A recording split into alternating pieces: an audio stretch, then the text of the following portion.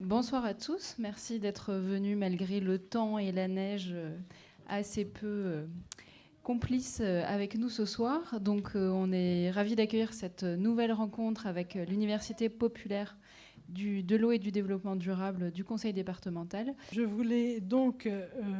vais bientôt présenter l'intervenant de ce soir, mais je voulais avant toute chose vous présenter les petits fours d'après la conférence. Voilà.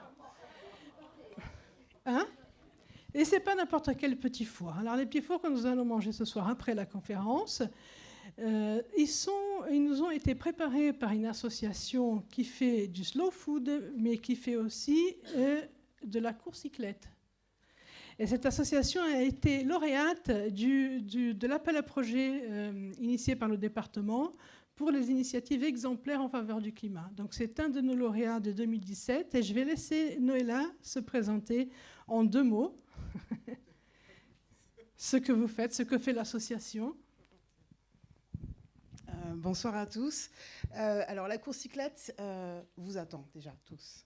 On vous attend à Alfortville. En fait, c'est un tiers-lieu qui promeut les mobilités douces et le slow food. Le slow food qui est l'anti-fast food. On cuisine aussi et on a ouvert une cantine associative où on ne prépare que des petits plats. Conçus avec des fruits et légumes qui sont issus d'Île-de-France, qui viennent d'Île-de-France, issus de l'agriculture biologique. Et donc, c'est ce que vous mangerez ce soir, en espérant que vous apprécierez. Des petits fours préparés avec amour, saupoudrés d'épices aussi. Et voilà, slow food et bio et locaux. Bonne soirée. Merci beaucoup. On apprécie déjà le concept. À tout à l'heure, donc Noëlla. Et donc, je vais présenter notre intervenant de ce soir. Et ce qui est très intéressant donc, dans la recherche de M. Billen, c'est qu'il a été directeur d'un programme qui s'appelle Pyrènes-Seine. Les Pyrènes sont des programmes du CNRS qui sont des programmes interdisciplinaires de recherche sur l'environnement. Et il y a plusieurs Pyrènes. Donc, le Pyrène sur le bassin de la Seine a été pendant un temps dirigé par M. Billen. Ce programme qui a comme objectif de développer une vision d'ensemble du fonctionnement du système formé par le réseau hydrographique de la Seine, son bassin versant et la société humaine qui l'investit. Et c'est de cette recherche sur la qualité de l'eau, parce qu'en principe c'est la recherche sur la qualité de l'eau, sur le principe de la recherche de M. Billen, et à partir de la qualité de l'eau, ils se sont intéressés à l'agriculture. Et c'est devenu donc sa spécialité aujourd'hui, de comprendre l'agriculture qui est devenue le problème des pollutions autour du bassin de la Seine. Merci à vous. Bonsoir à tous. Oui, je suis donc biogéochimiste. Qu'est-ce que c'est que ça ? Un biogéochimiste, c'est quelqu'un qui voit des flux partout, disons. C'est quelqu'un qui essaye de comprendre le fonctionnement de la société dans laquelle nous vivons à travers les flux de matière, les échanges de matière et d'énergie qui sous-tendent ce fonctionnement. Et j'ai envie d'essayer, à l'occasion de cette conférence, de vous convaincre que ce regard un peu particulier est très utile pour, en particulier, prendre la mesure des enjeux considérables que l'agriculture, l'alimentation ont sur le fonctionnement de la société, des enjeux qui sont à la fois géopolitiques, sociaux, écologiques. Ils sont au cœur même des dégradations de l'environnement dans les pays développés comme dans les pays du tiers-monde. Ils sont au cœur d'un certain nombre d'enjeux politiques que nous allons pouvoir toucher du doigt à travers cet exposé. Alors, je vais commencer par notre assiette, ce que nous mangeons. Voilà une représentation de l'assiette moyenne du francilien aujourd'hui. Il y a là-dedans, vous le voyez, des graisses et des sucres, des lipides et des glucides. Ça, c'est pour l'énergie, pour assurer notre vie de tous les jours, les mouvements, nos efforts. Il y a aussi là-dedans des protéines. Les protéines, ça, c'est plutôt pour fabriquer, voire pour renouveler nos tissus qui sont faits essentiellement de protéines. Alors les protéines, on les trouve dans la viande, dans le lait, dans le poisson, mais on les trouve aussi dans les végétaux. Dans les céréales, il y a pas mal de protéines. Il y a pas mal de protéines aussi dans les légumes, en particulier dans les légumes secs comme les lentilles, les pois, les haricots. Aujourd'hui, dans notre assiette, un tiers seulement des protéines que nous consommons viennent des aliments végétaux. Les 2 tiers proviennent d'aliments d'origine animale, viande, produits laitiers, œufs et poissons. Alors, donc, vous voyez, on commence déjà à quantifier les choses. C'est un peu la marotte aussi du biogéochimiste. Mettre des chiffres sur les choses, les flux de matière associés à notre consommation de tous les jours. Mais notre consommation de tous les jours, celle qui résulte des enquêtes sur l'alimentation des gens, sur ce qu'ils mangent effectivement, peut être complétée par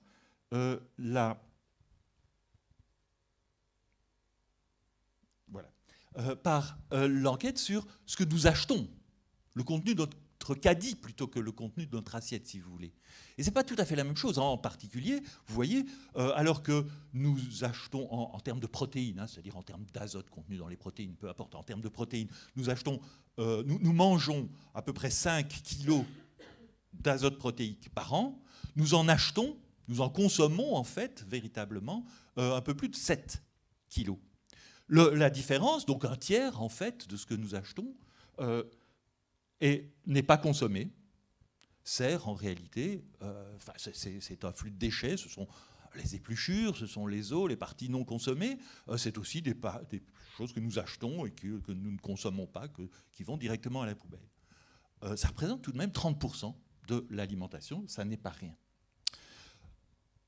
Donc voilà, ce sont aussi des flux dont le biogéochimiste tient compte, qu'il essaye de quantifier. Au même titre qu'il essaye de quantifier ce que deviennent ces protéines que nous avons mangées. En fait, elles sont excrétées essentiellement dans l'urine d'ailleurs. Et c'est considéré comme un déchet, ça pourrait parfaitement être valorisé, c'est considéré comme un déchet dont on tente de se débarrasser. Un autre aspect du travail du biogéochimiste, c'est de voir d'où viennent toutes ces choses que nous achetons et que nous consommons, que nous ne consommons pas. De savoir en fait de quel type d'agriculture, avec quelles ressources, de quel territoire proviennent toutes ces marchandises. En fait, ce que j'essaye de faire, le biogéochimiste, vous l'avez compris, c'est de développer une vision synthétique de l'alimentation dans ses relations avec le territoire, une vision d'ensemble des flux de matière associés à notre alimentation. Alors, pour rendre ça un petit peu plus concret, voilà d'où viennent ces 7 kilos d'azote protéique que nous consommons tous les jours. Une partie des produits de la mer, je ne vais pas en parler. Une partie provient de la culture, des céréales et du maraîchage qui produisent la petite partie de protéines associées aux aliments végétaux. Ça ne représente pas grand-chose, ça fait 150 mètres carrés. Pour une personne, il faut 150 mètres carrés de champs de blé et de jardins potagers pour fournir l'alimentation végétale. 150 mètres carrés, comparez ça aux 32 mètres carrés de logement par personne, en gros, dans l'agglomération parisienne, un peu moins à Paris, un peu plus en banlieue, avec 270 mètres carrés d'espace urbain partagé.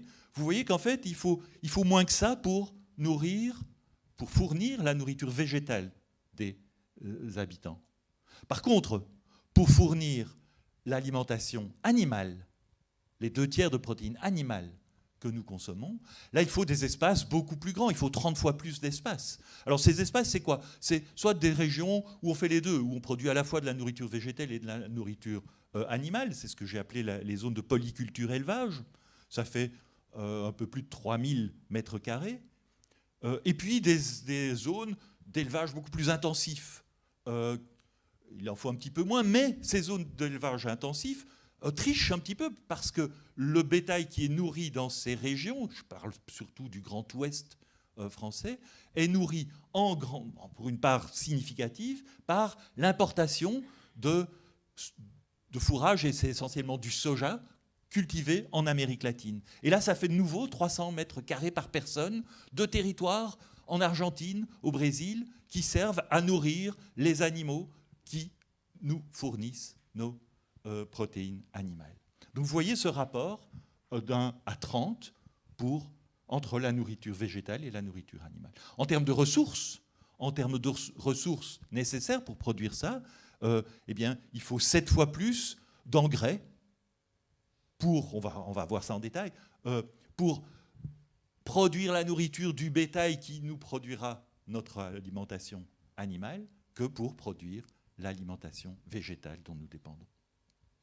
Alors, pourquoi ces choses-là? En fait, une autre caractéristique du territoire qui nous nourrit est son extrême spécialisation. Bon, je vous ai dit qu'il y avait des espaces qui faisaient un petit peu de tout. Ce sont les espaces en orange que vous voyez sur cette carte, sur lesquels on fait de la polyculture élevage.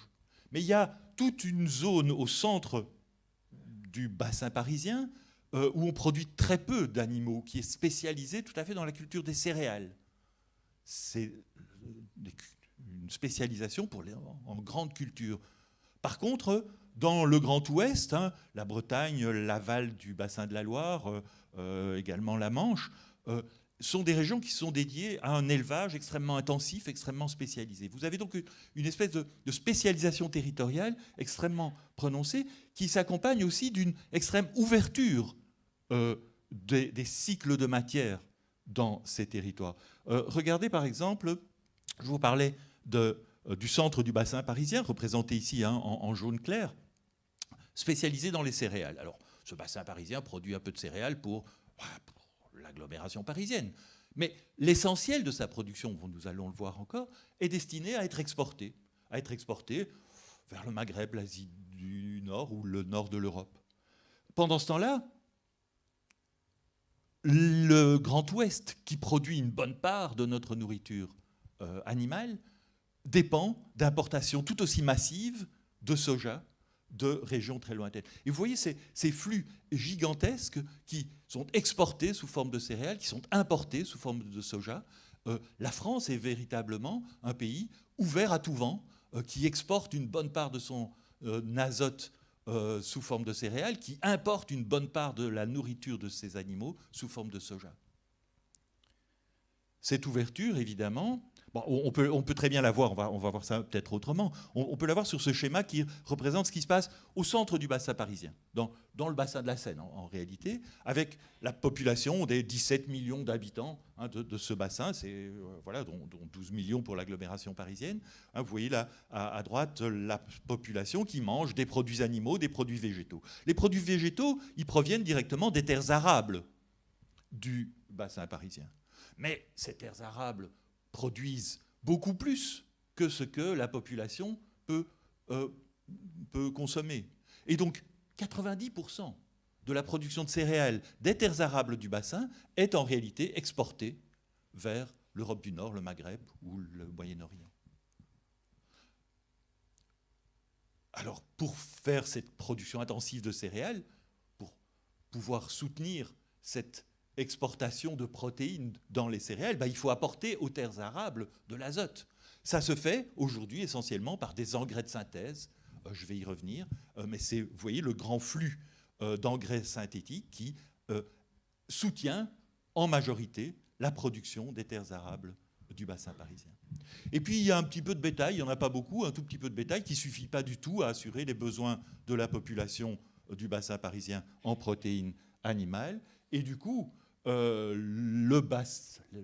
l'agglomération parisienne dépend très fortement de ce qui se passe dans le Grand Ouest où les terres arables produisent essentiellement pour nourrir le bétail, mais ça ne suffit pas. Le bétail doit aussi être alimenté par une importation de soja d'Amérique latine.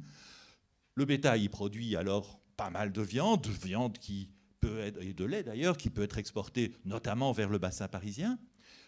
Mais le bétail, il produit également des déchets, des déjections. Ces déjections, il faut bien en faire quelque chose, on les ramène aux terres arables, où elles assurent la fertilité de ces sols. Mais comme une bonne part de l'azote contenu dans ces déjections provient en réalité des importations, ça crée un excédent de fertilisation sur les terres arables qui forcément est lessivé par les pluies qui s'infiltrent à travers le sol. Cela contamine fortement les nappes aquifères. C'est une cause très importante de dégradation de la qualité de l'eau. Une partie aussi peut être volatilisée et des gaz à effet de serre comme l'oxyde de nitreux sont produits dans ce processus. Cet excédent de fertilisation, qui se produit aussi d'ailleurs dans les terres arables, mais qui se produit particulièrement dans le Grand Ouest, dans ces zones spécialisées en élevage intensif, ces pertes environnementales font des dégâts considérables. Et donc vous voyez que l'ouverture de ce système est cause de dysfonctionnement grave de l'environnement. Alors, bon, ben voilà, ces pollutions des eaux souterraines après infiltration de l'eau à travers ces sols surfertilisés contaminent les nappes aquifères, contaminent les eaux de surface, contaminent les eaux marines côtières avec des proliférations algales dont vous avez certainement déjà entendu parler. Les émissions de gaz liées à la volatilisation de l'ammoniac, notamment liées à ces surfertilisations également, sont en partie la cause aussi de la pollution atmosphérique, des particules fines qui se produisent, qui résultent en réalité de la rencontre de cette pollution ammoniacale liée à l'agriculture avec la pollution des villes en oxyde d'azote. La rencontre de ces deux pollutions crée des particules fines et l'essentiel des problèmes de pollution atmosphérique qu'on rencontre en période d'anticyclone, enfin de haute pression, sont liés à l'agriculture. Voilà, bon en France, en 10 ans, 440 captages d'eau potable ont dû être fermés à cause d'une contamination par les nitrates liés à ce phénomène dont je viens de vous parler, ou par les pesticides qui sont aussi utilisés d'une manière importante en agriculture. Alors, comment est-ce qu'on en est arrivé là? Il faut savoir que il y a 150 ans, l'agriculture fonctionnait d'une manière tout à fait différente. Il y a 150 ans, la polyculture était la règle dans l'ensemble des régions françaises. Alors voilà comment ça fonctionnait. Les terres arables produisaient de quoi nourrir la population. Je prends ici l'exemple d'une région, la Picardie, une région qui est voisine de l'Île-de-France. Donc la Picardie produisait du blé pour sa propre population, mais également pour la population de l'Île-de-France voisine, avec Paris, qui comptait déjà à l'époque 5 millions d'habitants. La fertilité de ces terres arables était assurée, pour une bonne part, par les déjections animales. Vous voyez que 17 milliers de tonnes d'azote par an étaient apportées aux terres arables comme fertilisants. S'y ajoutait également l'azote fixé par les légumineuses. Des légumineuses qui entraient dans la rotation. Une rotation, vous savez, pour cultiver une terre arable, on alterne les cultures. On ne cultive pas toujours la même chose, en particulier dans ces systèmes-là. Traditionnellement, on commençait la rotation par des cultures de trèfle ou de luzerne. Une plante qui a cette propriété assez unique de pouvoir fixer l'azote qui existe en abondance dans l'atmosphère et de le transformer en azote utilisable. Donc, une première culture de luzerne ou de trèfle permettait de fixer une grande quantité d'azote qui reste dans le sol avec les parties souterraines de la plante, mais qui servait aussi de fourrage pour alimenter les animaux. Animaux qui vont restituer une bonne part de ce qu'ils ont mangé sous forme de déjection, et c'est ça qui fait la fumure, l'engraissement, la fertilité de ces terres arables. Les prairies contribuent un petit peu également. Voilà, donc l'essentiel des ressources. Ah oui, donc après cette culture de légumineuses, on peut 2 années de suite, cultiver des céréales, une céréale très exigeante comme le blé d'abord, une céréale un peu moins exigeante comme l'orge ensuite, et cette rotation triennale avec l'insertion d'une culture de légumineuses permet de produire à la fois des protéines animales et des protéines végétales dans un cycle qui se renouvelle et où la fertilité des sols est assurée. Ça, c'est le système traditionnel de l'Europe occidentale au XIXe siècle. En fait, voilà l'image qu'avait le monde rural autour de 1900, c'est à peu près ça. Hein. Vous voyez ces belles gerbes de blé avec ces grandes vaches, ces grands bœufs qui tirent les charrettes, qui sont en réalité quelque part à la base de la fertilité des champs. Et on le voit bien, hein, le rôle joué par l'élevage dans la céréaliculture est à cette époque tout à fait majeur. Qu'est-ce qui se passe au début du XXe siècle ? Ce qui se passe, c'est que Fritz Haber, cherchant un moyen de produire des explosifs en réalité, hein, trouve le moyen de faire ce dont je vous parlais à propos des légumineuses, de transformer cet azote atmosphérique qui est normalement inerte, de le transformer en un composé beaucoup plus réactif, comme l'ammoniac ou l'acide nitrique. Ça permet de faire des explosifs, je le disais, ça permet aussi de faire des engrais. Et après la guerre de 14, il faudra un petit temps, c'est surtout après la guerre de 39-45 en fait que les choses vont décoller en France, en tout cas. L'homme, l'industrie, va être capable de produire ce que produisaient les légumineuses, de produire chimiquement des engrais utilisables par les plantes et utilisables en agriculture. Et alors, en quelques dizaines d'années, l'image que l'agriculture a d'elle-même change radicalement. Vous voyez là à droite la paysanne, elle a la même jupe, les mêmes sabots que la précédente que je vous ai montrée, mais derrière elle, on ne voit plus de bœufs, on ne voit plus de bovins, on voit des engrais, des usines d'engrais chimiques, la société Saint-Gobain qui produit des engrais azotés pour l'agriculture. L'agriculture devient une activité aval de l'industrie chimique lourde. Et elle n'a plus besoin, dès lors, de l'élevage. La culture céréalière peut s'affranchir de l'élevage. Et on va voir progressivement apparaître ces zones jaunes que vous voyez là, qui sont des zones spécialisées en grande culture, avec très peu d'élevage, comme l'est actuellement l'essentiel du bassin parisien. Et voilà le fonctionnement de la Picardie en 1970. Et puis ça continue, et en 2000, vous voyez l'augmentation énorme de la production, liée non plus à la fixation symbiotique, comme c'était le cas au milieu du XIXe siècle, mais à l'utilisation d'engrais de synthèse. Et dans le même temps, vous voyez apparaître des zones qui se spécialisent, comme la Bretagne, dans l'élevage tout seul, l'élevage supporté par des importations massive de fourrage de pays très lointains. Alors voilà un petit peu le tableau de la situation d'aujourd'hui. Ce qu'on va essayer de faire, en tenant compte de ce qu'on vient de découvrir, c'est d'imaginer des futurs possibles de ce système.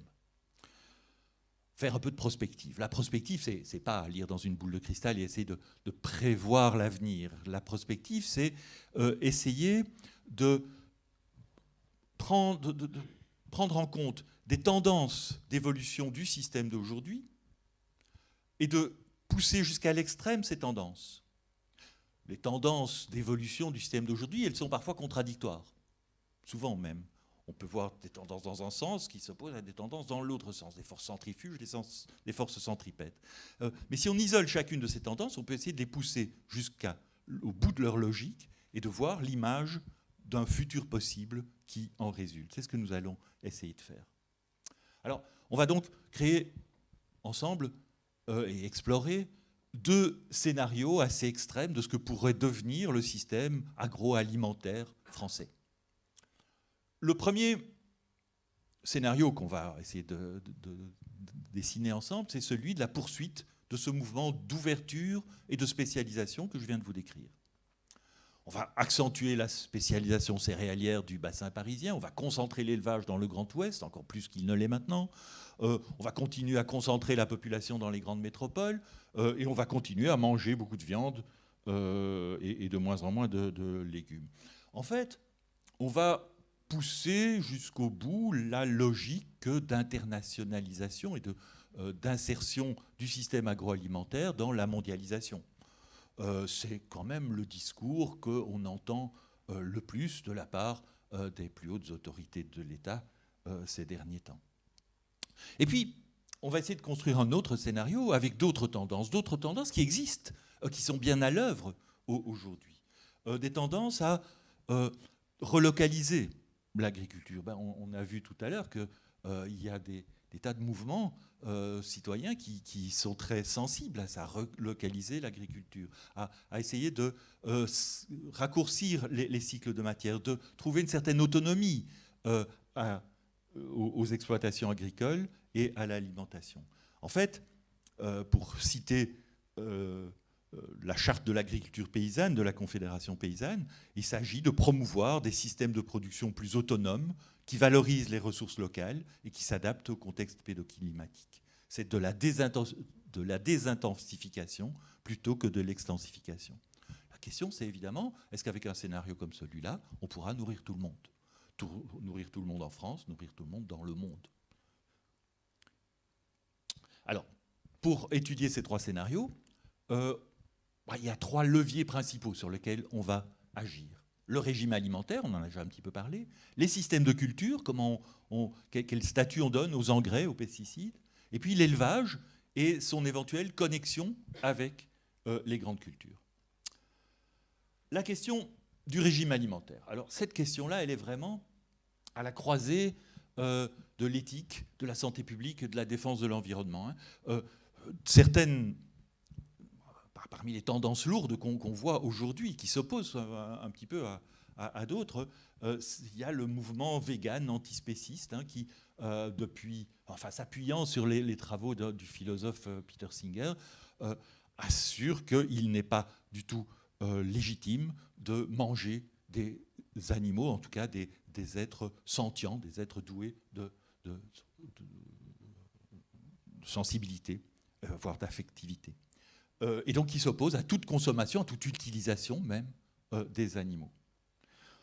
À l'opposé de ça, vous avez des gens comme Dominique Lestel qui, dans son livre « L'apologie du carnivore », assume très fortement son carnivorisme en disant que être carnivore, ça nous rappelle que nous sommes des animaux nous-mêmes, issus de la chair d'autres animaux, et pas des extraterrestres connectés à Google. Entre ces deux positions un peu extrêmes, il y a les travaux de Jocelyne Porcher qui essaye de retrouver le sens des pratiques d'élevage en l'opposant complètement aux pratiques de l'industrie animale, de l'industrie de la viande, de l'industrie des œufs, mais qui pense qu'il y a un sens profond à élever des animaux, même si c'est pour les manger, et qu'il y a là un respect de la vie qui existe et qui est tout à fait profond. Les trois courants, en réalité, sont d'accord sur une chose, c'est sur la condamnation des pratiques d'élevage tout à fait intensifs et concentrationnaires, qui sont, il faut bien le dire, aujourd'hui très très largement répandues. Alors, il est raisonnable peut-être d'imaginer, et plusieurs auteurs l'ont fait, une assiette qui soit à la fois plus saine sur le plan diététique, moins gaspilleuse et moins riche en produits animaux, sans exclure du tout, pour autant, ces produits animaux. C'est ce que un groupe de scientifiques, dans la déclaration de Barzac, a appelé le régime demi-tarien, qui consiste à réduire de moitié dans les pays occidentaux la ration de viande pour revenir à 1/3 de protéines animales, 2/3 de protéines végétales.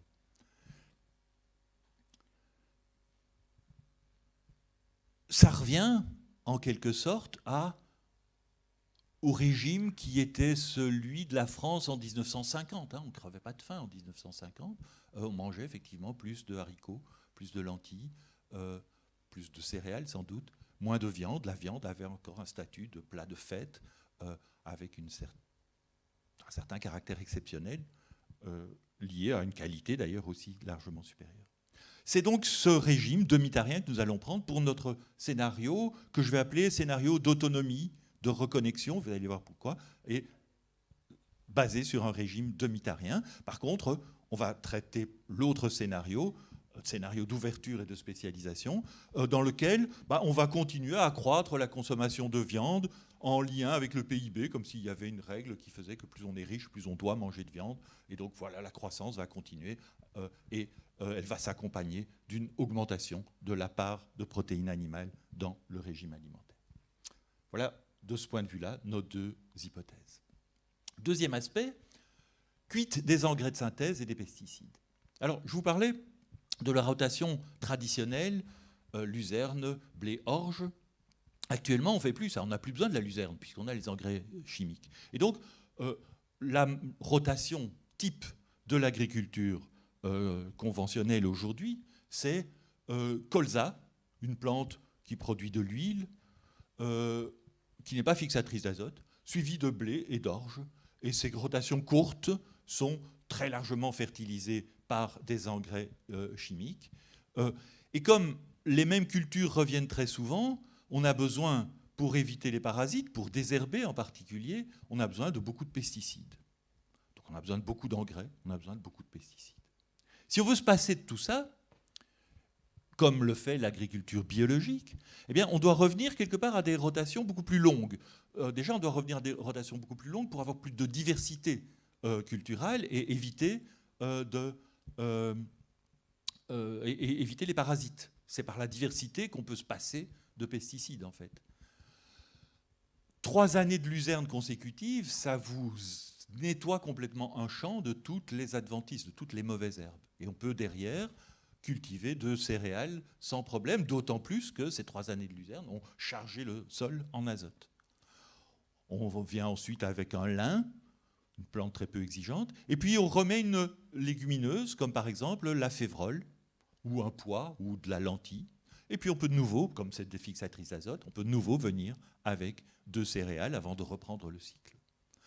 Ce genre de rotation longue et diversifiée permet donc de se passer de pesticides. Et au fond, si l'on rapporte ça à l'ensemble des apports d'azote au sol, n'est pas moins productive. Elle se trouve sur la même courbe de réponse entre rendement et fertilisation totale que l'agriculture conventionnelle. Elle est donc un peu moins intensive et par là moins productive, mais en soi, elle répond de la même façon à l'azote, quelle que soit la forme de ces apports d'azote, qu'il s'agisse de fixation symbiotique par les légumineuses ou qu'il s'agisse d'engrais chimiques de synthèse.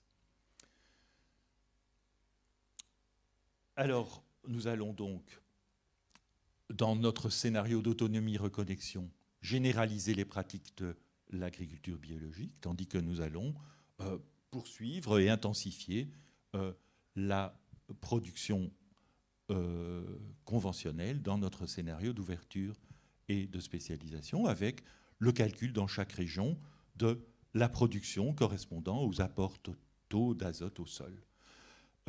En respectant cependant, pour le scénario d'ouverture de spécialisation, les normes que l'Europe a édictées pour éviter de polluer trop les nappes. On va donc faire de l'agriculture raisonnée. On ne va pas fertiliser n'importe quand. On va appliquer les principes de l'agriculture raisonnée pour ne pas polluer trop les nappes. On va voir ce que ça donne. Troisième aspect, l'élevage et sa connexion à l'agriculture. Juste un petit exemple. Je reviens sur un cas particulier, la brie laitière au milieu du XXe siècle encore. En Brie, donc c'est la région juste à l'est de Paris, hein, on avait une polyculture élevage assez classique, comme celle que je vous ai montrée tout à l'heure, avec déjà un petit peu d'engrais de synthèse, mais pas beaucoup. On produisait du lait, du fromage, évidemment, le fromage de Brie, et puis des céréales, voilà. Et puis, tout ça a été transformé. On a drainé les prairies un peu humides, de manière à pouvoir mettre du blé partout. Et aujourd'hui, le paysage de la Brie, c'est un paysage où il n'y a plus une seule vache. On ne produit plus de lait en Brie, on produit encore du fromage, mais avec du lait qu'on importe de la Meuse ou de l'Est parisien.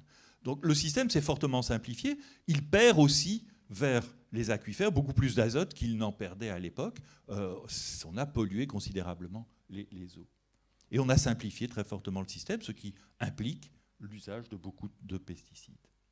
Alors, quelques agriculteurs en Brie se sont convertis à l'agriculture biologique et utilisent, à la place des rotations simples, sans légumineuses, qui dominent aujourd'hui l'agriculture conventionnelle, se sont remis à faire des rotations beaucoup plus longues avec de la luzerne.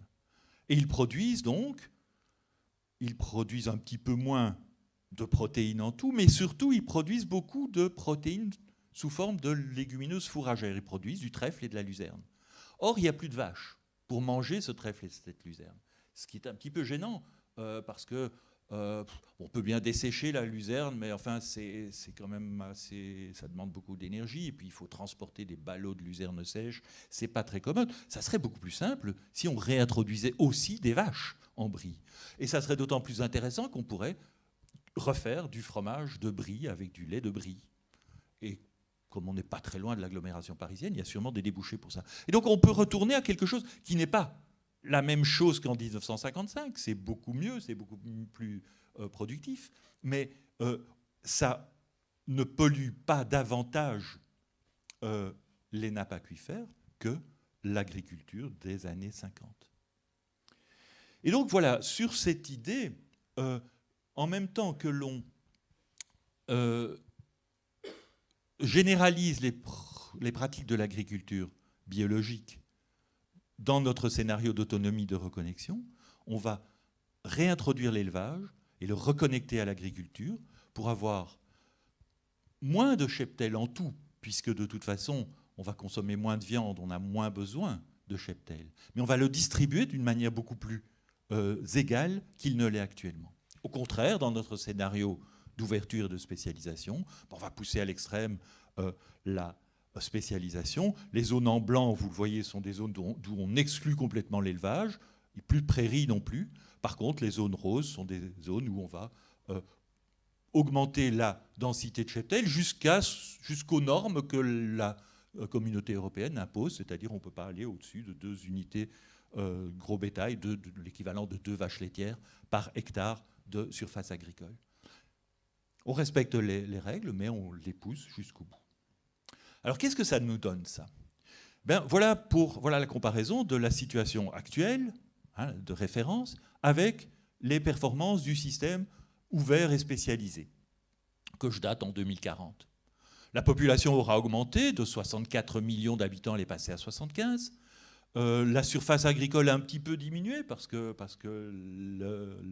l'accroissement des villes a rogné un petit peu sur les terres arables. Les prairies permanentes ont diminué, puisqu'on en a exclu d'une bonne partie du territoire. La production des terres arables, vous le voyez, c'est pas là, mais bon, ça fait rien, juste au-dessus, la production des terres arables a augmenté. On a fertilisé davantage, on a augmenté la production des terres arables, ce qui permet d'accroître l'exportation de céréales. C'était un petit peu le but, hein. On voulait augmenter les exportations de la France. On y arrive, on peut même les doubler, pas mal. On a aussi augmenté l'effectif du bétail, puisqu'on a poussé jusqu'au bout la capacité réceptrice dans les zones spécialisées en élevage, ce qui permet d'exporter davantage de viande et de lait. Formidable, on va pouvoir faire de la poudre de lait pour envoyer aux Chinois. Mais pas de chance, pour réaliser ça, il faut importer à peu près 4 fois plus de soja d'Argentine et du Brésil qu'on ne le fait aujourd'hui. Donc oui, on exporte davantage, mais on importe davantage aussi. Alors, notre scénario d'autonomie généralisant les techniques de l'agriculture biologique et basé sur un régime alimentaire demi-tarien pour la population, voilà ses performances. Vous voyez que la production des terres arables a diminué légèrement. Oui, on a désintensifié, c'est clair.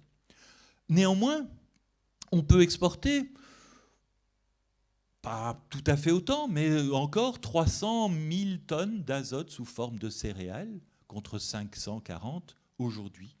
On n'a pas coupé complètement le robinet des exportations de céréales de la France. On a réduit très fortement les effectifs du bétail. Et donc aussi la production de viande et lait. Mais dans la mesure où on en consomme moins, eh bien finalement, ça satisfait tout à fait les besoins de la population. Il y a même possibilité d'une importation négative, là, donc d'une exportation d'un tout petit peu de produits de haute qualité, de haute valeur ajoutée. Je ne voulais pas priver les Américains de notre excellent Roquefort. Donc les fromages AOC pourront continuer à être exportés, mais on stoppe l'exportation de poudre de lait et de produits à basse valeur ajoutée. Et vous le voyez, on est tout à fait libéré de la nécessité des importations d'aliments pour bétail et de soja d'Amérique latine. Voilà ce que ça donne du point de vue... Oui, c'est vrai que dans ce scénario, toutes les petites régions ne sont pas autonomes du point de vue de leur production alimentaire, en particulier du point de vue de leur production de viande. C'est évidemment, c'est pas le cas aujourd'hui. Vous voyez l'importance des échanges entre régions et avec l'étranger qui caractérise la situation actuelle. Vous voyez que dans le scénario d'ouverture et de spécialisation, ça ne s'arrange pas et qu'il y a des flux dans tous les sens pour nourrir l'agglomération parisienne d'une part, l'agglomération marseillaise ou bordelaise. Par contre, dans le scénario d'autonomie de reconnexion, seule l'Île-de-France n'est pas autonome et nécessite des flux d'approvisionnement plus ou moins lointains. Partout ailleurs, un approvisionnement de proximité est parfaitement soutenable. En termes de pollution des eaux, voilà un petit peu ce que ça donne.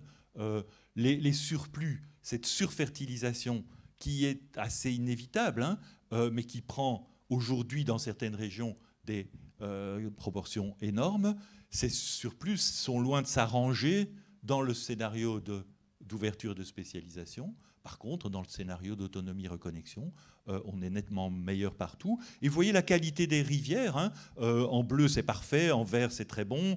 Quand ça devient rouge, c'est un petit peu moins terrible. Vous voyez l'amélioration très sensible de la qualité des eaux du réseau hydrographique de toute la façade atlantique de la France, calculée à partir de ces scénarios. Le système d'alimentation du bassin parisien que je vous avais montré tout à l'heure, voilà ce qu'il devient. C'est tout de même assez spectaculaire. Je vous ai dit, on n'a plus besoin on peut encore exporter des protéines sous forme de céréales depuis le bassin parisien. On a encore besoin un petit peu du Grand Ouest comme complément d'alimentation végétale pour l'agglomération parisienne, mais cette production de protéines animales se fait sans recours massif aux importations d'aliments pour bétail. Et donc voilà, notre scénario autonome, biologique, demi-tarien, il permet de nourrir la France et même de dégager des excédents exportables. Alors, et cela avec une qualité d'eau tout à fait acceptable. La question qu'on peut se poser, est-ce que vous avez quand même réduit les exportations de céréales? Est-ce que vous n'allez pas affamer le monde? En d'autres termes, est-ce que ce n'est pas un scénario de bobo là, que vous êtes en train de fabriquer? Est-ce que c'est généralisable au monde entier? Sachant que la démographie elle est plus galopante dans certaines parties du monde qu'en Europe. Alors, on a essayé de généraliser ça, la grosse louche, de généraliser ce scénario à l'échelle mondiale. Tout d'abord, voilà un petit peu l'évolution de l'utilisation des engrais de synthèse et du commerce international depuis 1961 et jusqu'à aujourd'hui. Vous voyez que, au fur et à mesure que la population du monde a augmenté, que la production alimentaire du monde, regardez, c'est spectaculaire. Là, je vous ai mis le petit diagramme du monde en 1961, voilà ce qu'il devient en 2009. Tout a été très largement augmenté. Mais ce qui a le plus augmenté dans ce système, c'est le commerce international, les échanges entre continents d'alimentation. Et c'est ce qui est très marqué dans cette trajectoire. Alors, je vous montre en résumé les deux scénarios correspondant à ceux que je vous ai détaillés pour la France, mais appliqués au monde. Le scénario d'ouverture, de spécialisation, si vous voulez, il conduit à accroître l'utilisation des engrais de synthèse, mais accroître encore plus le commerce international, donc perte d'autonomie, perte comment dit-on, d'autonomie alimentaire des pays, de souveraineté alimentaire en fait. Et puis le scénario qui généralise le recours aux engrais, le recours aux légumineuses comme source de fertilisation des terres, qui fait attention et qui cherche non pas un régime domitarien, ça n'a pas de sens à l'échelle du monde, mais un régime équitable qui correspond à peu près à 40% de protéines animales et 4 grammes d'azote 4 kg d'azote en fait, par personne et par an.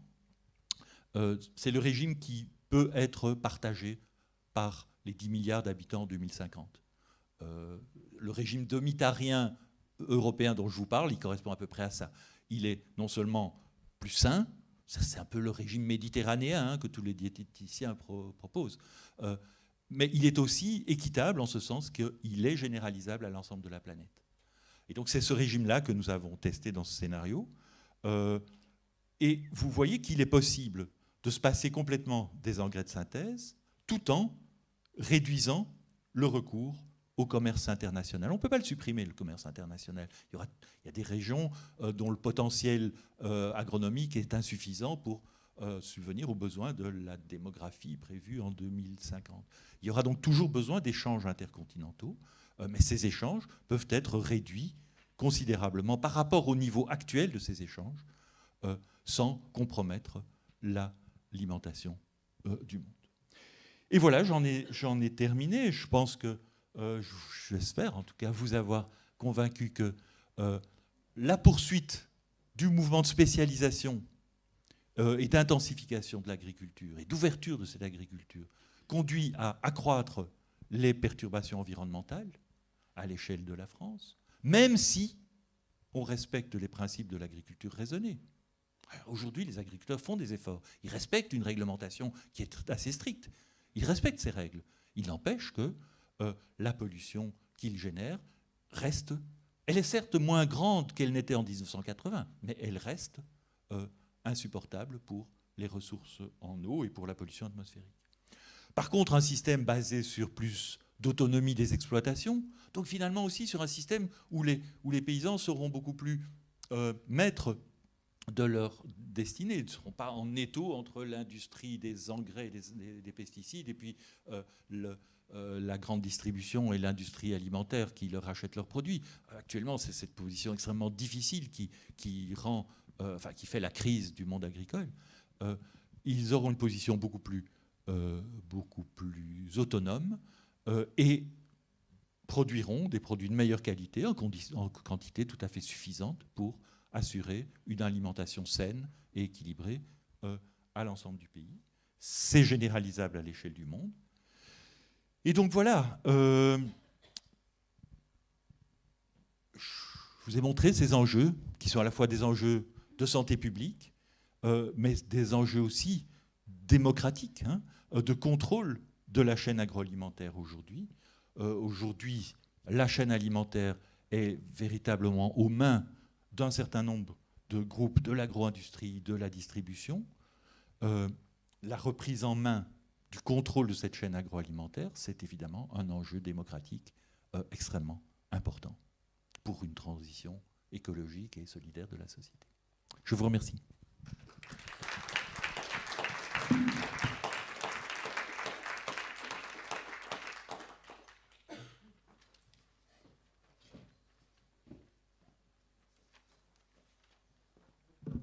Merci beaucoup pour toutes ces flèches, innombrables flèches. Vous avez prévu.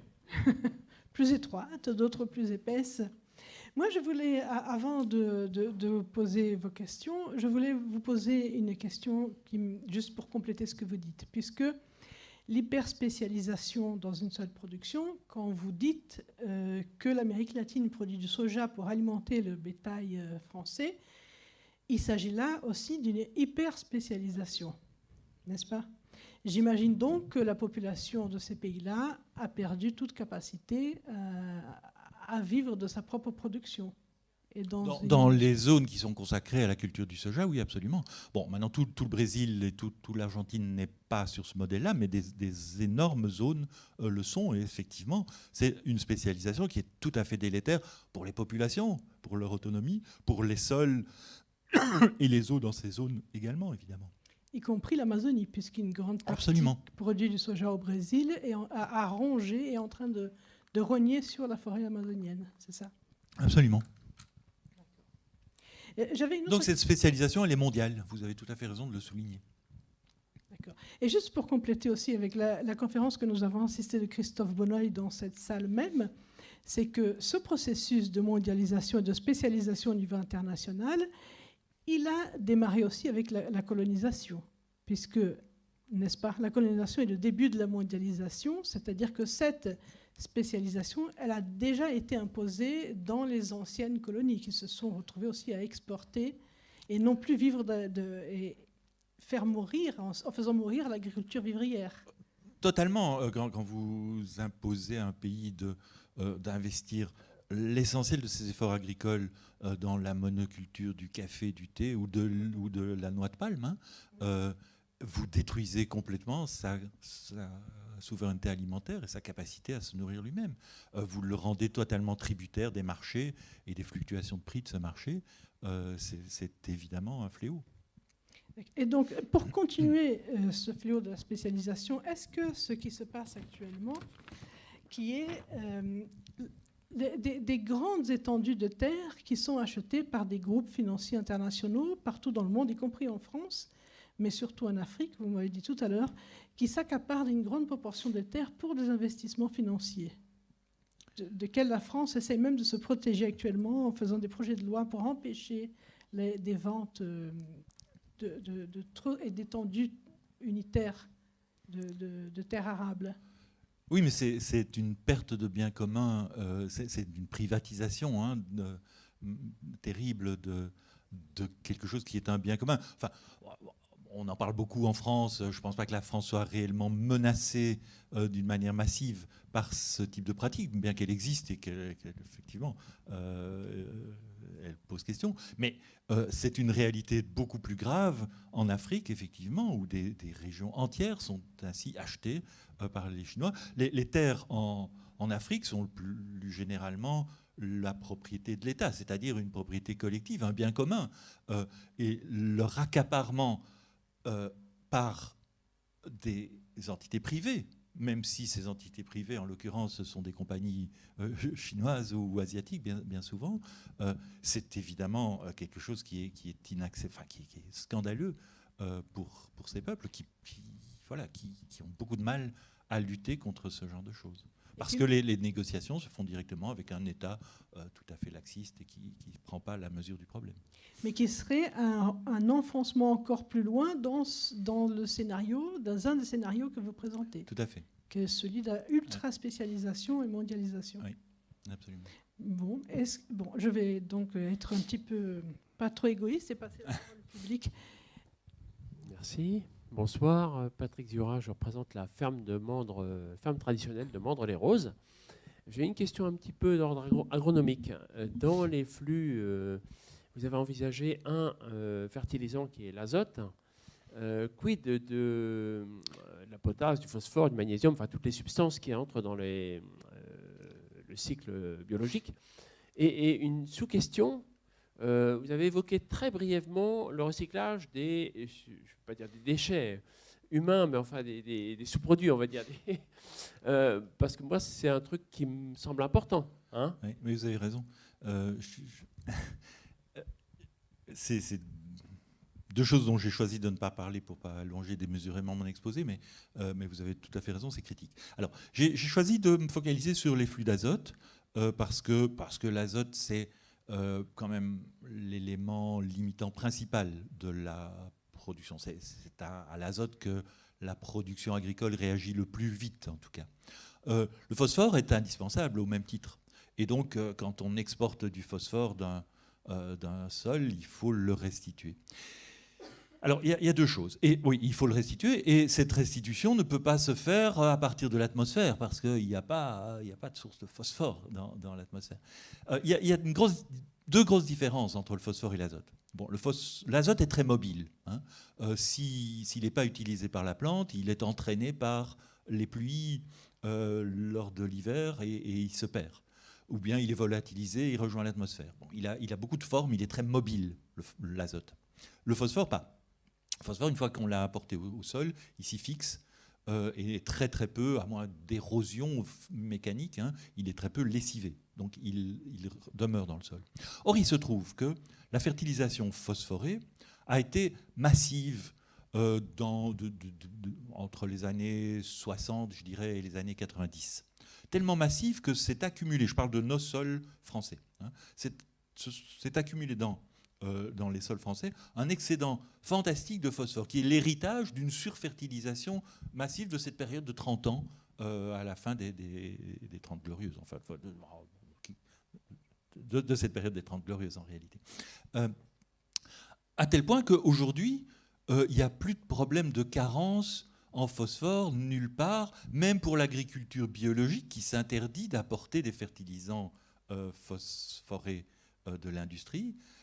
Ils vivent sur cet acquis et pourront encore vivre sur cet acquis pendant plusieurs décennies, hein, si pas 50 ans. Voilà, mais ça c'est une phase, enfin c'est pas non plus durable. On vit sur un stock accumulé, bon voilà, on l'exploite. C'est vrai qu'à terme, si on veut une fertilisation équilibrée, il faudra apporter du phosphore. Et il n'y a aucune plante qui est capable d'apporter du phosphore depuis l'atmosphère, je disais certainement. Certaines ont des capacités d'exploiter plus en profondeur le sol, donc de minéraliser un peu l'altération, enfin d'accélérer l'altération des roches, donc de mettre en mouvement un petit peu de phosphore sur place. Mais il est clair que ça ne suffira pas, et il est clair qu'à terme, il faut un minimum d'apport de phosphore pour compenser l'exportation par la récolte. Et donc, on a besoin d'une source de phosphore. Est-ce qu'elle peut être celle que vous avez imaginée, qui est tout le phosphore contenu dans les aliments que nous avons consommés et qui se retrouve pour une bonne part dans les urines, pour une plus faible part dans les excréments? Oui, évidemment. Et donc, c'est une partie... J'ai peut-être même quelques slides là-dessus. Hein, aujourd'hui, effectivement, on perd tous ces éléments à grand renfort d'énergie, hein, ou de réactifs dans les stations d'épuration pour se débarrasser de ça, pour que ça ne se retrouve pas dans les rivières, on le renvoie dans l'atmosphère.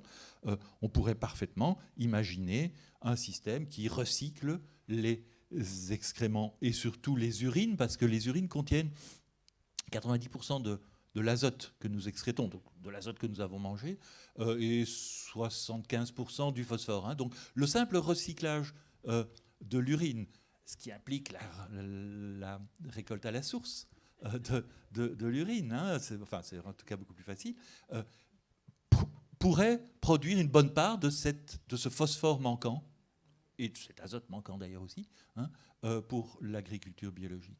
Mais ça, c'est un changement de paradigme encore plus important que l'agriculture biologique. Voilà.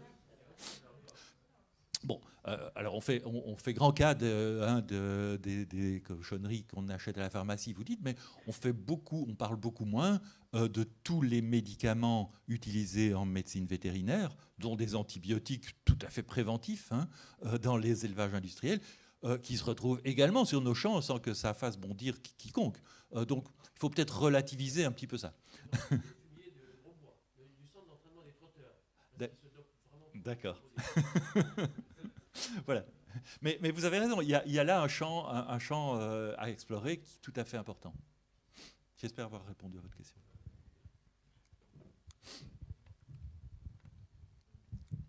Alors j'ai une question, c'est sur donc les deux scénarios que vous nous avez présentés. Par contre, est-ce que dans vos simulations, vous avez fait avec un volet économique? Parce que là, vous voyez, on est dans une logique complètement, en effet, d'entrant, de flux d'azote, etc. Mais on est bien d'accord que pour un tel scénario puisse se mettre en place, il y a tout le volet économique qui est important, et notamment, bien sûr, l'industrie agroalimentaire qui nous a conduit à notre système actuel, quoi. Donc, voilà, savoir si, en fait, vous avez imaginé ce facteur-là, quoi. Moi, je ne sais pas faire ça. Je ne suis pas économiste. Et quelque part, je considère que c'est un petit peu... Enfin, je ne suis pas économiste. Je pense que... moi, j'ai l'habitude de travailler avec des flux de matière qui s'additionnent, qui se conservent. Travailler avec des euros ou des dollars, quand je vois que le prix du baril de pétrole, mais donc aussi le prix des engrais, peut varier du simple au double en 2 ans, suite à des décisions stratégiques. Voilà. Moi, je ne sais pas travailler avec ça. Donc ça, c'est moi personnellement. Alors, c'est facile de dire ça. Je pense que j'aimerais bien trouver des économistes qui se pencheraient sur cette question. Mais il faut qu'ils sortent tout de même des schémas de l'économie traditionnelle où finalement on pose en dogme que s'il n'y a pas 3 points de PIB chaque année, tout va à la catastrophe. Bon, ce que je peux dire tout de même, pour répondre un tout petit peu à votre question, c'est que la question économique, elle se pose très très fortement pour les agriculteurs. Hein. Se convertir d'un système conventionnel à un système bio, c'est un changement copernicien pour eux, c'est un séisme. Ceux qui l'ont fait, et j'ai fait pas mal d'enquêtes auprès d'agriculteurs, j'en ai trouvé aucun qui le regrette, y compris financièrement, je veux dire. Bon, beaucoup l'ont fait parce que soit ils avaient très peur d'être empoisonnés comme leurs voisins l'avaient été, hein, par la manipulation des pesticides auxquels ils ne peuvent pas échapper, soit ils en avaient simplement marre d'être dans un système où on leur impose finalement leurs pratiques parce qu'on leur vend leurs intrants et s'ils ne l'achètent pas là, on ne leur prendra pas leur production. Donc c'est un système finalement dans lequel ils ne se sentent pas bien et où ils perdent l'âme de leur métier. Donc beaucoup aussi emploient cet argument-là pour se convertir. Aucun ne le regrette du point de vue financier. Pourquoi ? Parce que simplement c'est un système où on a beaucoup moins de dépenses en termes d'intrants, on n'achète pas d'engrais, on n'achète pas de pesticides, et on produit un petit peu moins, on a moins à vendre, c'est vrai, mais à un prix plus rémunérateur et surtout plus stable, beaucoup moins sujet aux fluctuations du marché. Du coup, voilà, il n'y a pas du tout de problème économique à la conversion. C'est difficile parce qu'il faut apprendre d'autres techniques, il faut se mettre dans... On sort un peu d'un réseau pour rentrer, et c'est lent, dans un autre, mais économiquement, c'est parfaitement viable. Voilà la seule chose que je peux vous dire. Pour le reste du système, c'est une analyse que je suis incapable de faire.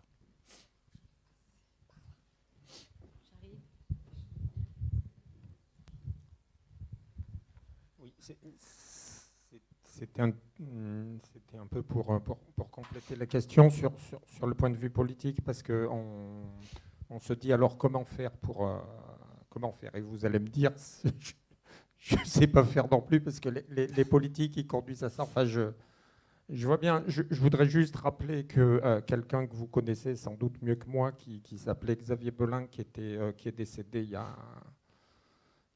y a quelque temps, qui était président de la FNSEA. Moi, quand j'ai vu le concert d'éloges qui a été fait lorsqu'il est mort pour saluer son œuvre, qui a été de poursuivre la conduite de l'agriculture française vers l'agrochimie, l'industrie, etc., je me suis dit, oulala, on est quand même...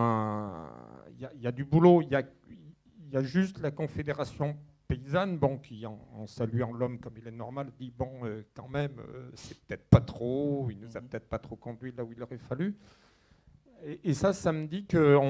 Bon, il y a eu des états généraux de l'alimentation, il y a quelque temps, moi, j'ai pas vu...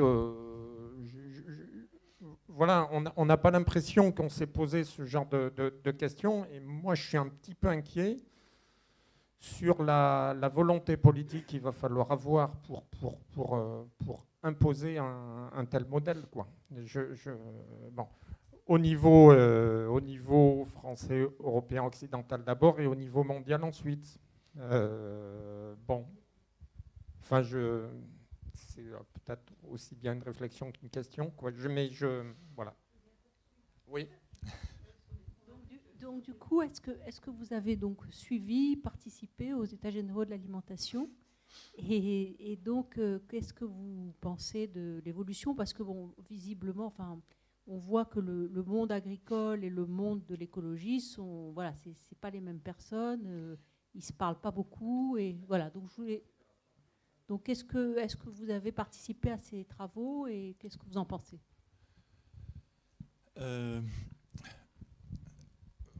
Oui, enfin, d'abord une note d'optimisme avant de dire ce que j'ai pensé des États généraux de l'alimentation. Une note d'optimisme, c'est que moi je suis un vieux monsieur, hein, et j'ai vu quand même les choses bouger au cours des dernières décennies. Je veux dire, il y a 20 ans, vous savez, l'agriculture biologique, tout le monde en rigolait. C'était un machin complètement pour les illuminer, une petite niche. Voilà. Il y a une prise en main de ce mouvement. La Fédération nationale de l'agriculture biologique est maintenant une entité tout à fait reconnue, qui pèse dans les décisions, qui joue un rôle. Enfin, c'est vrai qu'on est très en retard, mais il y a une dynamique qui est enclenchée et qui ne va pas s'arrêter. Maintenant, est-ce qu'elle est en mesure d'aller plus vite que l'autre dynamique qui est celle de l'ouverture de la spécialisation? Vous avez très très bien fait de rappeler le rôle de Xavier Belin, hein. C'est lui effectivement qui a la culture du colza partout dans le centre du bassin parisien. C'est lui, c'est l'ouverture de débouchés complètement artificiels et absurdes pour l'huile de colza, pour faire de l'agri-diesel. J'aime pas appeler ça du biodiesel parce que ça n'a rien de bio, hein. Mais enfin voilà, il y a là effectivement un mouvement fort qui... Bon. Mais il y a des voix qui s'élèvent contre ça, et il y a des pratiques qui sont en très nette progression. Donc moi, je ne suis pas aussi pessimiste que ça. Cela dit, bon, les États généraux de l'alimentation, je n'ai pas pris une part importante, hein, mais on m'a invité pour exposer ces scénarios. Voilà. On m'avait dit un exposé de 20 minutes. Bon, je dis ok, je vais essayer. Puis arrivé là, on m'a dit voilà, il faudrait que vous fassiez ça en 5 minutes parce qu'on a beaucoup de choses à l'ordre du jour. Bon, voilà, ok. Mais après il y avait d'autres exposés intéressants. D'ailleurs, After, j'ai cité Solagro, hein, qui a fait aussi des scénarios, a aussi présenté très, très brièvement ces scénarios. Donc ça a été débattu. Alors la manière dont c'est débattu, après, c'est les techniques actuelles pour trouver du consensus, hein. On fait des petits groupes et puis on distribue des post-it et on les met sur un tableau. Voilà. Et donc la question c'était, vu tout ce qu'on a vu dans le scénario à long terme, pour 2030, qu'est-ce que vous pensez être un objectif réaliste pour l'agriculture française? Alors chacun a écrit son petit truc. Moi, je n'avais pas le droit de participer parce que j'étais intervenu, donc j'observais. Et alors, bon, première personne qui représentait Fleury Michon. Voilà, colle son post-it en disant 50% de bio dans la filière porc en 2030. Ah oui, très bonne idée. Mais on pourrait peut-être être un peu plus ambitieux et dire 50% de bio dans l'agriculture française en 2030. Alors immédiatement, une représentante des jeunes agriculteurs dit « Ah non, il ne faut pas opposer comme ça les systèmes agricoles. On va dire 50% d'agriculture respectueuse de l'environnement, et donc d'agriculture raisonnée. » Alors l'agriculture raisonnée, c'est ce que tout le monde fait. Enfin, il n'y a personne qui ne fait pas de l'agriculture raisonnée aujourd'hui parce que c'est obligatoire. Bon, donc de toute façon, l'agriculture raisonnée, aujourd'hui, oui, c'est l'agriculture conventionnelle. Voilà. Et donc, alors tout le monde était content parce qu'on avait trouvé quelque chose de consensuel. Et voilà, enfin, moi j'ai eu l'impression que les États généraux de l'alimentation, ça a été une énorme machine pour produire de l'eau tiède, faire semblant d'un consensus sans bouger aucune ligne. Voilà. C'est très... c'est la participation à la Macron quand même. C'est un petit peu ça. Hein. Oui. Mais donc, je veux dire, c'est pas là que les choses changent. C'est pas dans ce type-là de cénacle qu'on va poser les bases d'un changement radical. Clairement pas. Bonsoir. Est-ce que vous avez réfléchi, je suppose que oui, aux nouvelles formes d'alimentation, c'est-à-dire différents types de protéines qui pourraient être apportées dans l'alimentation, qui soient moins énergivores à produire et qui soient tout aussi efficaces pour l'être humain? Pensez aux insectes, par exemple. Oui. Moi, j'ai envie de dire pourquoi pas, mais je ne suis pas sûr que ça soit... Enfin, je ne vois pas comment on peut produire des insectes d'une manière... Enfin, à l'échelle... Enfin, si ce n'est de manière anecdotique, mais je me trompe peut-être, quoi. Moi, je préfère raisonner sur des choses dont on voit qu'elles fonctionnent à l'échelle du terrain. C'est pour ça que l'agriculture biologique est un bon modèle, même si c'est perfectible, hein, même s'il peut y avoir d'autres systèmes. Mais pourquoi pas les insectes? Je ne vois simplement pas la manière de généraliser ce genre de choses encore aujourd'hui. Pour moi, c'est un peu encore de la science-fiction. Et alors, ce qui me fait beaucoup plus peur, c'est les recherches qui sont menées en termes de production de viande in vitro, hein, par exemple. Les mouvements... Enfin, peut-être que le mouvement vegan pourrait aboutir à des business plans fantastiques d'une industrie qui ferait de la viande sans animaux. Voilà, et bon, ça me fait un peu peur. Moi, je suis quand même attaché à l'aspect culturel de l'alimentation, quoi. C'est un flot de traditions. C'est aussi un bien commun, les traditions alimentaires. Moi, je ne crois pas qu'on puisse balayer ça d'un tour de main et dire bon, ben, l'homme de demain, l'homme du 21e siècle ou du 22e siècle mangera des insectes et de la viande in vitro, quoi. J'ai pas envie de ça. C'est pas mon truc, effectivement. Mais j'ai peut-être tort. Oui, pour rebondir un petit peu sur le côté politique, avant les États généraux de l'alimentation, il y avait eu la COP 21. Moi, j'avais eu l'occasion de présenter un tout petit truc qui n'avait rien à voir avec ce que vous avez présenté aujourd'hui sur l'agriculture autonome, une espèce de vision à l'échelle d'un territoire. Et à l'entrée de la COP 21, il y avait Carrefour qui distribuait des pommes filière agriculture raisonnée, c'est-à-dire un label autoproclamé. Agriculture raisonnée, comme vous l'avez dit, ça ne correspond à rien du tout. C'est ce que fait tout paysan, parce qu'on sait très bien que les pesticides, ça coûte les yeux de la tête, les engrais aussi. Donc, on ne les gaspille pas si possible. Donc, le verre était vraiment dans le fruit. Hein. Et malgré les pour moi, je pense qu'on peut raisonner à l'échelle locale. Si on veut un changement politique, je pense qu'il faut vraiment partir de l'échelle locale et pas de l'échelle globale. Parce que pour moi, là, les kermesses comme la COP 21 ou les États généraux, j'y crois absolument pas. Enfin, c'est un avis, je ne sais pas si vous le partagez, mais... Moi, je pense qu'il faut les deux. Je pense qu'il faut... Enfin, c'est le slogan un peu tarte à la crème, mais il faut penser global et agir local. Je crois qu'il faut que l'action locale... Le local, c'est clairement là où on peut agir ici, maintenant, tout de suite, en tant que citoyen. Donc, il faut le faire. Mais je pense qu'il est important d'avoir une vision de... Qu'est-ce qui se passe si on généralise ce qu'on fait localement? Parce que si on fait localement des choses qui ne sont pas généralisables, mutatis mutandis, hein, mais là, on se fourvoie, quoi. Donc, il faut un plan, il faut une architecture globale, et c'est important. Donc, il faut aussi mettre en réseau les activités, enfin, les actions locales, de manière à ce qu'elles soient coordonnées en fonction d'un but qui doit être décidé collégialement par tout le monde. Et c'est la richesse de ces réseaux aussi de mener la réflexion sur le but ultime. Mais je crois que c'est important. Il ne faut pas non plus s'enfermer dans le local en ne voyant pas au-delà. Oui, je réagirai juste à ce que monsieur vient de dire sur la participation des insectes, etc., dans notre alimentation.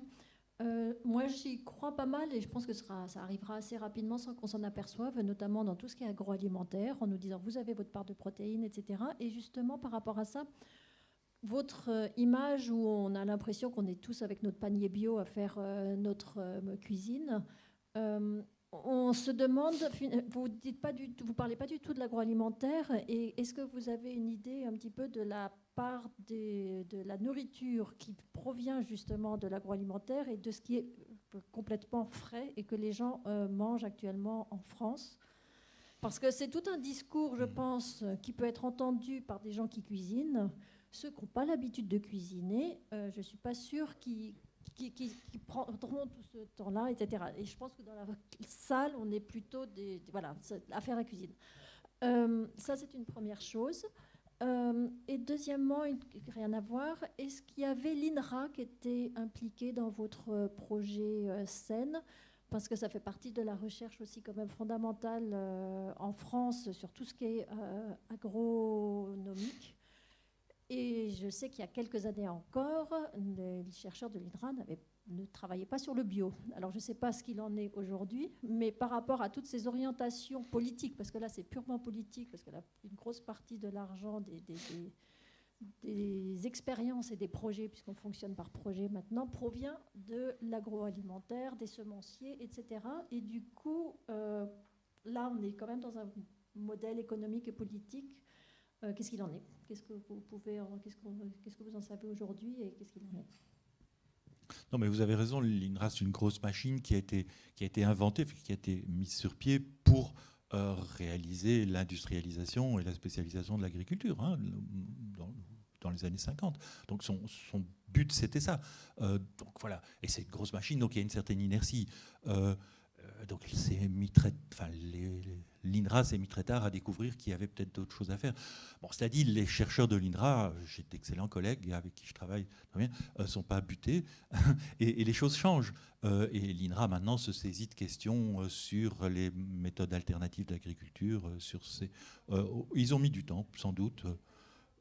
C'est vrai, probablement. Mais ça aussi, ça change et je suis plutôt optimiste sur l'évolution de l'INRA.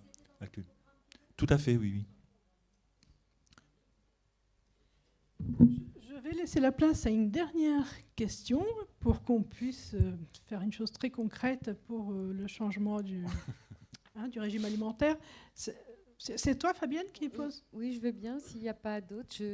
En fait, je me faisais une remarque par rapport à ce que vous disiez, la dimension de mondialisation possible pour un tel projet. Pour qu'un tel projet fonctionne, il faut effectivement qu'il soit extrêmement partagé de manière transfrontalière. Et donc, je ne voyais pas très bien comment ce modèle pouvait se développer de manière vraiment pertinente pour permettre sa viabilité. Si on considère tout le poids que peut faire le lobbying des industries agroalimentaires. Et je voudrais juste l'argumenter avec un petit exemple dont j'ai entendu parler il y a quelques jours. Ça se passe au Chili. Il y a une problématique énorme d'obésité, parce qu'on n'a pas parlé non plus des conséquences de cette malbouffe, mais c'est un autre sujet, mais qui n'est pas trop éloigné. Et le ministre de la Santé et la présidente ont décidé de mener une action extrêmement forte pour lutter contre l'obésité qui touche plus de la moitié de la population adulte et je crois 2/3 des enfants, en imposant des logos sur les junk food et la mauvaise nourriture, et en interdisant en tous les cas l'importation ou la vente de produits toxiques. Du coup, l'industrie agroalimentaire semble vouloir s'adapter à ce problème, mais en même temps va résister extrêmement fort et va faire un lobby fort. Donc je me dis, est-ce qu'on n'est pas un peu dans le monde rêver des schtroumpfs? Je ne voudrais pas plomber l'ambiance, mais à penser que ça va être possible. J'ai très envie que ce soit possible, c'est pas le propos.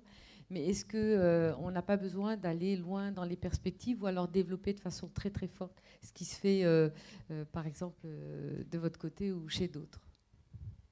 Non, mais vous avez raison, la capacité d'adaptation des grandes compagnies de l'agroalimentaire, des lobbies qui aussi président à des accords commerciaux qui sont extrêmement contraignants finalement pour le développement d'une agriculture plus autocentrée, c'est colossal. Mais voilà, on n'est pas des bisounours, je pense. On peut avoir envie de quelque chose et se rendre compte que ce sera difficile d'y arriver. Mais ce n'est pas une raison pour ne pas lutter. Bon, voilà. Merci beaucoup pour cette réponse pleine d'espoir. Merci pour la conférence. Merci beaucoup.